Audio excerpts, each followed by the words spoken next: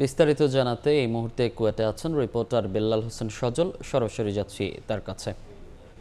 বেল্লাল, নানা আন্দোলন কর্মসূচির মধ্য দিয়ে অবশেষে শিক্ষার্থীদের মুখেই হাসি ফুটল।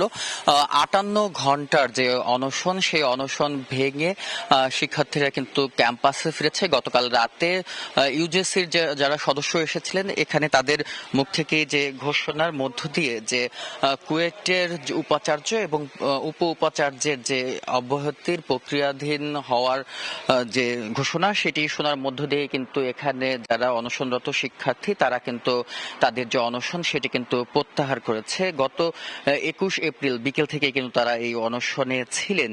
কুয়েটে যে এক দফা দাবি উপাচার্যের পদত্যাগ, সেই দাবি নিয়ে কিন্তু তারা অনশন করছিলেন। আমরা দেখেছি যে সারা দেশব্যাপী বিষয়টি কিন্তু বেশ আলোড়ন তৈরি করেছিল।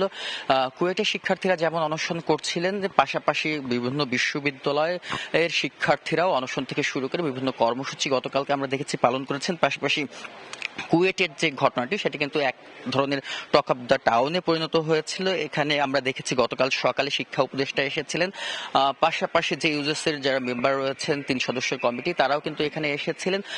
বিশেষ করে যে গত ১৮ ফেব্রুয়ারি কুয়েটের যে ছাত্র রাজনীতি নিষিদ্ধের দাবিতে কুয়েটের যারা শিক্ষার্থী ছিলেন এবং পাশাপাশি ছাত্রদল যুবদল পাশাপাশি স্থানীয়দের সঙ্গে যে সংঘর্ষের ঘটনা ঘটে, সেই সংঘর্ষের ঘটনার পর থেকেই কিন্তু আমরা দেখতে পাই যে বিভিন্ন যে ২৫ ফেব্রুয়ারি কুয়েটে সিন্ডিকেট সভার মধ্য থেকে যে কুয়েটে ক্যাম্পাস বন্ধ ঘোষণা করা হয় এবং যে হল সেটি কিন্তু ত্যাগের নির্দেশনা দেওয়া হয়। এরপর ঈদ কেটে যায়। ঈদের পরেই কিন্তু দেখা যায় যে আবারও সেই যে ঘটনার পুনরাবৃত্তি বা বিচারের দাবিতে শিক্ষার্থীরা ৬ দফা দাবি জানিয়ে কিন্তু গত ১৩ এপ্রিল রাতেই তারা কিন্তু ক্যাম্পাসে আসেন এবং পাশাপাশি ১৪ এপ্রিল এবং ১৫ এপ্রিল তারা কিন্তু ক্যাম্পাসে শিক্ষা যে প্রশাসক রয়েছেন, উপাচার্য সহ তাদের সঙ্গে কথা বলতেছেন এবং ১৫ এপ্রিল কিন্তু তারা যে ক্যাম্পাসের যে ৬টি হল রয়েছে সেই হলে কিন্তু তারা প্রবেশ করেন। পাশাপাশি এরপর থেকেই কিন্তু তারা নানা কর্মসূচি পালন করে আসছিলেন। পাশাপাশি তাদের যে ৬ দফা দাবি সেটি কিন্তু এক দফায় পরিণত হয় এবং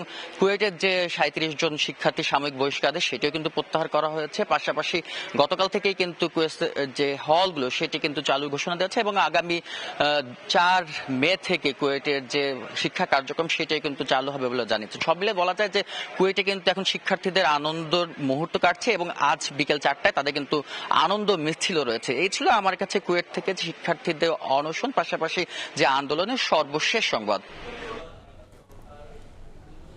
কুয়েট থেকে বিস্তারিত জানাচ্ছিলেন সহকর্মী বেল্লাল হোসেন সজল।